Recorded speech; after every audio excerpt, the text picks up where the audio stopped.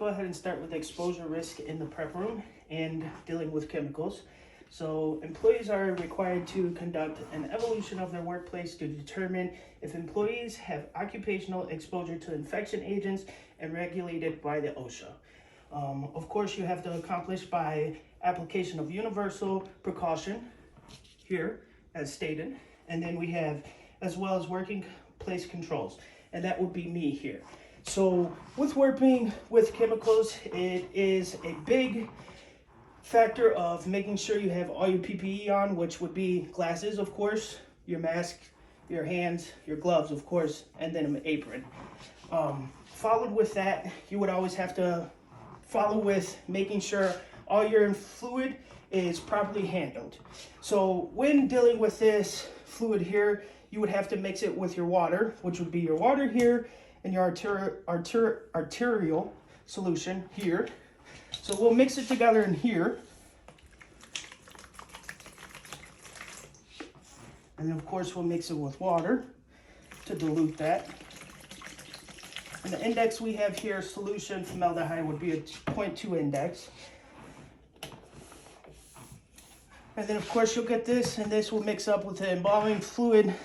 Obviously you don't put your hand in there, the embalming machine will take care of that. And then of course when you have all this fluid, you make sure you finish it. Once you're done with it, you usually cap it up and then move forward. With this, you would be your 1-point solution. You have that is to help with the embalming, as well as your rectifiant. That helps with, basically, if I'm not mistaken, it helps bring out the color of the individual, as well as the arterial solution does too. Then when it comes to your cavity fluid, you have the cavity fluid here, which is often, or not often, only used when working with the organs within the cavity.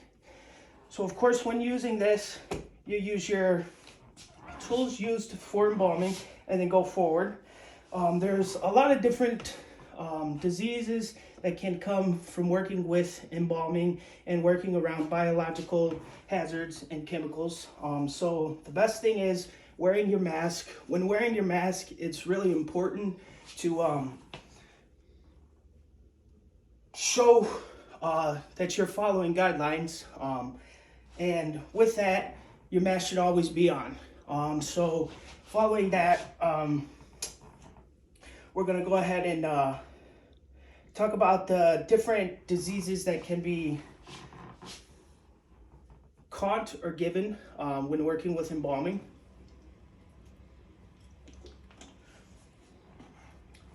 Would be Creutzfeldt-Jacobs disease, which is very important, which has been mentioned in our video that we received during discussion, which is a small pathogen, which is smaller than a virus, pathogen smaller than a virus, I should say, excuse me. And it is caused by prune.